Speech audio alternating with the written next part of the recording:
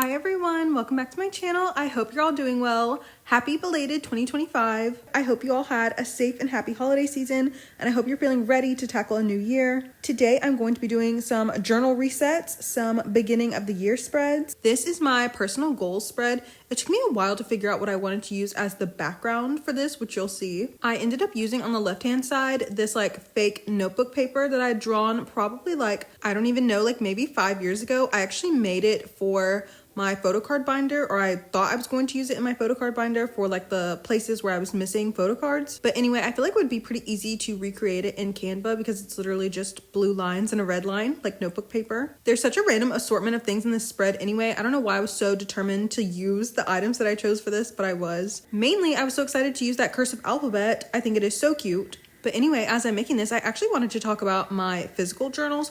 Also, I've recorded this video once before, and I don't know if I'm going to use any of that last recording in this video or not. So if something sounds kind of cobbled together, then you know why. But anyway, I wanted to talk about my actual physical journal. One of my big goals this year is to actually catch up on my older journals that I have not yet finished. And so I've been doing so much physical journaling so far this year. I'm really proud of myself for keeping up with it so far. And my new journal, I wish I could tell you what brand it was. I have no idea. I just got it on Amazon. But it is so nice and sturdy. I was scared that I wouldn't like it as well because I got grid lines, which if you know me, you know I like to write in blank journals. But so far the grid lines haven't been so bad. I forgot how much fun it is to just write. I don't write anything particular in my journals. I don't really reflect on my emotions or anything like that. I just write down what happened during the day. I do forget stuff sometimes though, which kind of sucks. But usually if I do forget something, I keep a Google Doc for every single month, and I'll usually just add it in there. I guess that's also its own form of digital journal too, right? Just writing your thoughts in a Google Doc.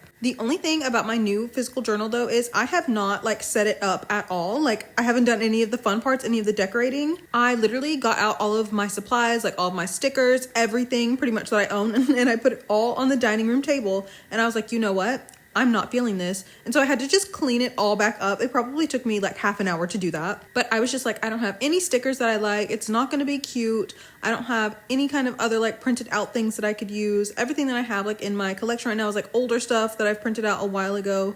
So I was I'm not doing this. I don't want to force myself to decorate and my heart not be in it, because then it will look ugly. So now I'm just writing in a naked a naked journal. Isn't that unsettling? I'm hoping by February I'll kind of have an idea for what I want the cover to look like and the inside of the cover to look like, and I can go to Staples and print some stuff off. Have I ever told my Staples story? Maybe another time. Basically, someone called me and was sorry, we can't print your stuff. We can't print out the BTS stuff. And I was the BTS stuff? So long story short, now I use the self-serve machines because somebody there is anti-sheree. Oh, also I was going to say that I made some kind of divider spreads to show the transition between 2024 and 2025.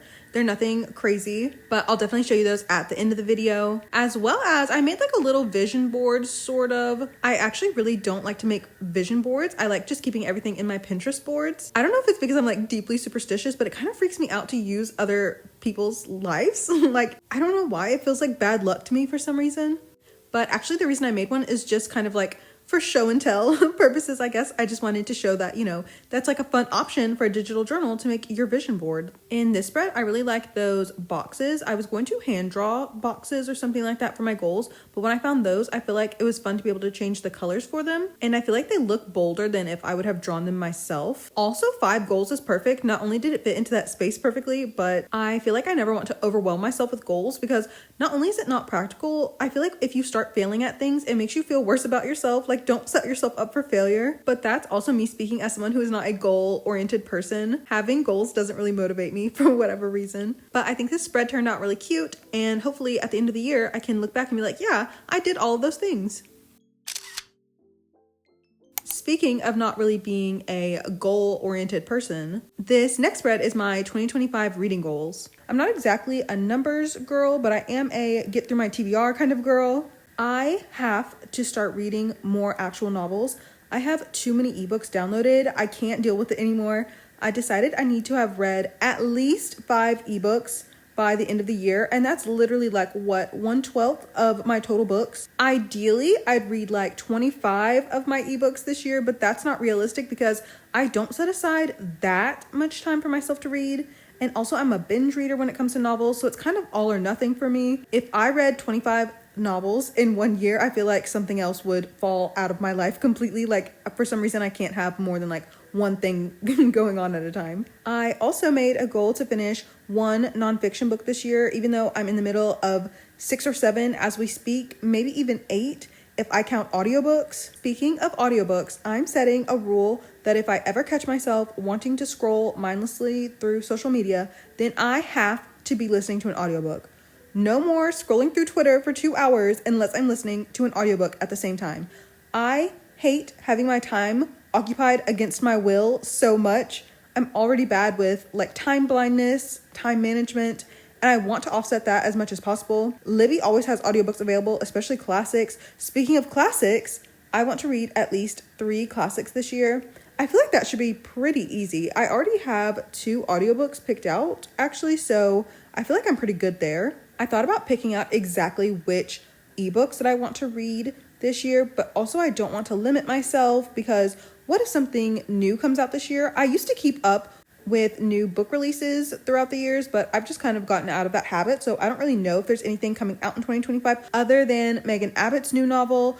Anytime Megan Abbott releases something new, it's just like an instant read for me. But I do feel like there are books that I'm more excited to read than others, so I feel like I should prioritize those. And don't even get me started on the fact that I have been on book 4 of Heaven Official's Blessing for like 2 or 3 years now. It's ridiculous. And as you may know, or maybe you don't, but I bought the 8th book and it's still sitting there wrapped up in plastic. I got the special version. And I will not allow myself to open it until I'm actually at that book. Like, it's ridiculous. Additionally, there are some manhwas that I've been meaning to get to or to finish. So I made a list of those as well. Like, I need to finish The Pizza Delivery Man and The Gold Palace Season 2. I love Season 1 so much that I'm terrified to read Season 2. So many manhwas that switch from non-explicit to explicit do not make the transition well. I want to trust author Uppy, but I've just been backstabbed so many times. And you know what's worse? I honestly don't even know if it's completely the author's fault because I have read so many creators' notes like in between seasons where they talk about how like producers have approached them to be like, hey, so you're going to make this series 18 plus, right? It makes me feel like a lot of them are genuinely being pressured to kind of set the plot aside in order to draw more scenes that are explicit to get people to click to buy. Oh, Spinach Bouquet. I also haven't finished it, and I think the side stories are 18 plus. Considering that there are side stories, I kind of feel like that spoils the ending of the main story, but I don't know. I have around 10 chapters left before the side stories, I think. I need to finish Heart Racer. I don't know why I suddenly stopped reading it, but it's over now and I need to finish it. I swear I have like 6 chapters left. That's it. I need to finish Yona and Changil. It got taken off Lezhin at the end of 2024, actually, which is the worst thing about webcomics. Author John's other 2 stories expired as well. By the way, do not read her work if you do not want your peace disturbed. To be fair, Yona and Changil isn't nearly as bad as Down and Dirty because Yona is actually a good guy, but basically the main characters of her stories are tortured. Like, I don't have any other word for it. There are also manhwas I've bought chapters of because they were on sale, but that I haven't even begun to read yet, like Business as Unusual, Tell Me You Love Me. Unblossomed also kind of goes into this category, even though I've read some of it. I feel like I own more chapters than I've read though. And of course I have my list of new mangas I'm excited to read this year, along with my themed TBRs for each month. Well, I haven't come up with the TBRs yet, like for the whole year, but you know, I'll be coming up with them as the year goes on. Like in February, I'll be getting back into some straight romances. None of those need to go on the list though, because they're already solidified in my head. So those are my very scattered reading goals this year. I hate to assign numerical goals because numbers mean absolutely nothing to me, but it's unfortunately necessary when you're trying to make a tangible difference in your TBR lists. This was actually the part of my last recording where I was rambling way too much, so hopefully I've condensed some of that down. I feel like I'm doing pretty well so far with my goals this year. I actually already decluttered some ebooks, so that's really nice. I made some space, and I've been reading some shorter novels to kind of get those out of the way a little bit, to like ease myself into reading, I guess. And of course I have my January TBR, which you'll hear about more in other videos as I start reading some of the things that are on that list. And that is my 2025 reading goal spread complete. The next spread is my 2025 film tracker. I really loved the one I made for 2024, and I was thinking, what can I use to replace the tracker I used last time? It was dogs, I think, bears, I don't even remember now, that I colored in every time I watched a movie. And I was like, what would be like movie themed? And I was thinking maybe like popcorn or something like that. And then thankfully on Pinterest, I found this little movie tracker. I thought the film clappers, is that what those are called? I don't even know. I thought that was really cute. And also I thought it was perfect when I cropped it that it would be 16 different movies, because 16 is not the number of movies that I wanted to watch this year. However, when I was setting up my physical journal, my naked, undecorated physical journal, I kind of set it up differently than I usually do. Typically, I would take one page and I would split it in half, and on one half, I would do movies that I've watched, and on the other half, I would do TV series that I watched. And then like on the second page, I would split it in half as well, but that whole entire page would be for books. But I read so much more than I watch anything. So this year I thought it would be nice to give myself more space for books, because I always run out and like have to add in like an extra sheet of paper or something just to log everything. So basically, instead of TV series and movies having their own separate columns, they're in one column now. They're sharing one column's worth of space. And so I actually don't have that much space in my journal to write that many movies down. I have exactly 17 spaces actually. So I thought it was really like nice and tidy that I had 4 rows of 4 on this tracker. But then, as you can see, I had so much space left on the right-hand side of the page. I was like, I'm going to have to add something here. So I decided to just add more little film clacker. I really don't know what they're called. But I thought I would just add a few more on that side of the page. I'm thinking maybe I might use those for whenever I rewatch a movie, which, spoiler alert, y'all are about to be so proud of me. Within the first 5 days of January, I watched not 1, not 2, but 3 movies.